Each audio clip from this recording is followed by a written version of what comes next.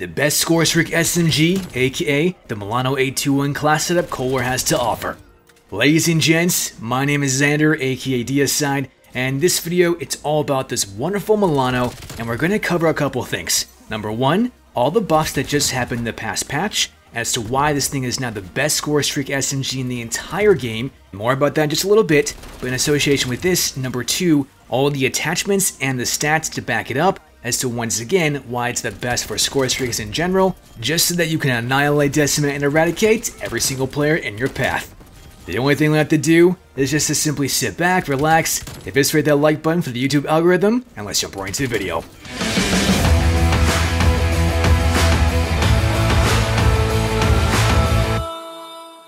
As many of you are already aware, just in the past patch within March, this Milano got a massive buff. Although the Milano might not have the best TTK across other SMGs, it certainly does have one thing going for it, and that is its versatility, but it is designed to be the best for Scorestreaks, and let me explain why.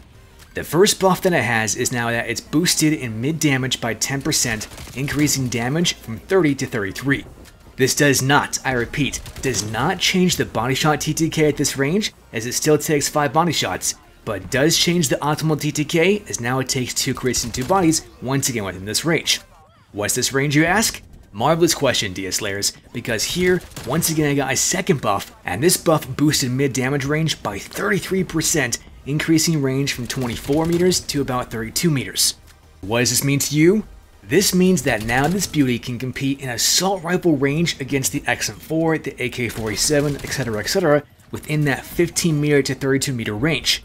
More importantly than this is that it means that the SMG is viable in a wider variety of engagements, aka more versatile and thus better for getting such continuing score streaks. That's a colossal thing for getting score streaks, simply being more versatile. And this thing can get even more versatile with a couple other buffs, with the third buff being a race speed increase by 11%, decreasing the time from 417 milliseconds to 383 milliseconds.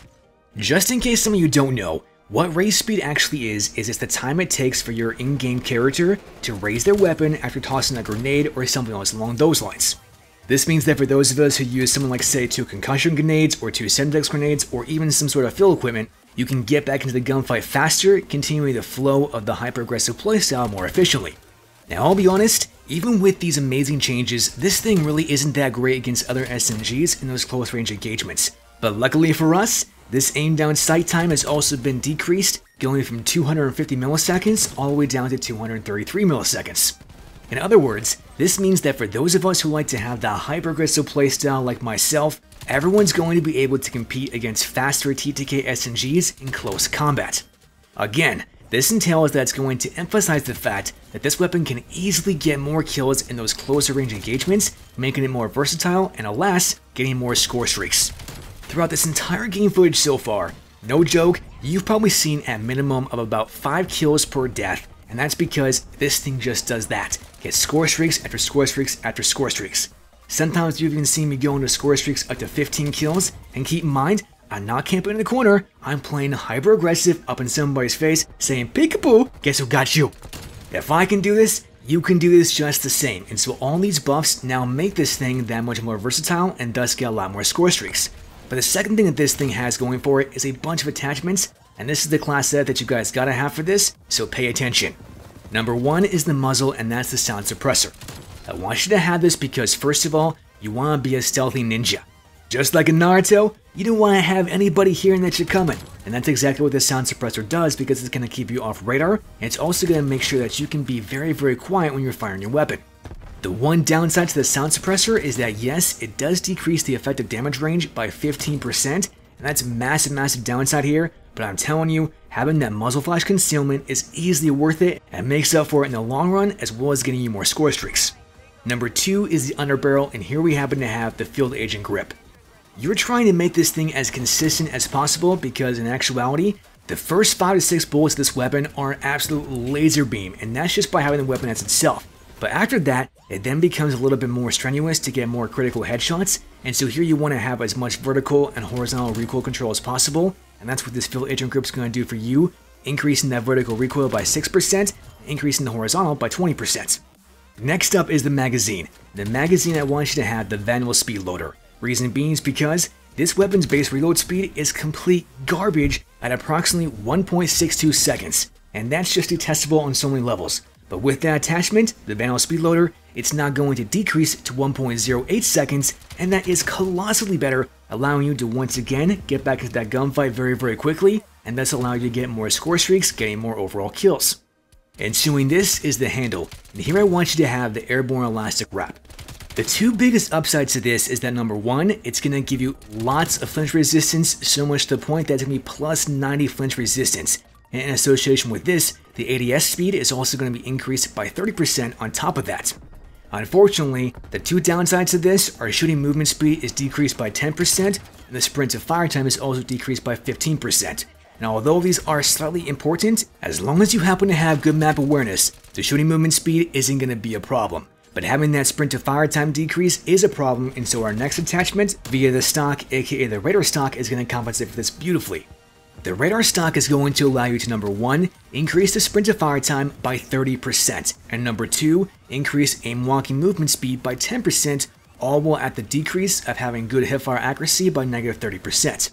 Now for those of you that like to hipfire, maybe this may not be the best attachment for you, but for those of you who always ADS like myself and had that very good spatial map awareness, you're not even going to have that be a problem because I'm telling you, you're never going to hipfire. And thus, this overall loadout is going to give you not just incredibly high score streaks, but also a very good KD, and who doesn't want that?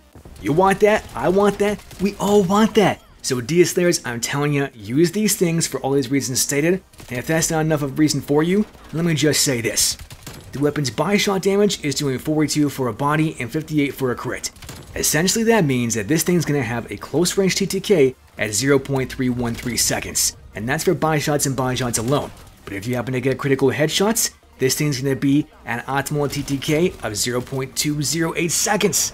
I know, craziness and mind-boggling on so many levels, but also remember that that buff, for that mid-range buff, it's still going to be that same mid-range TTK at 0.417 seconds for body shots, but also keep in mind that it's going to be much easier to get that, and that's all because of these wonderful buffs that have just occurred with this Milano.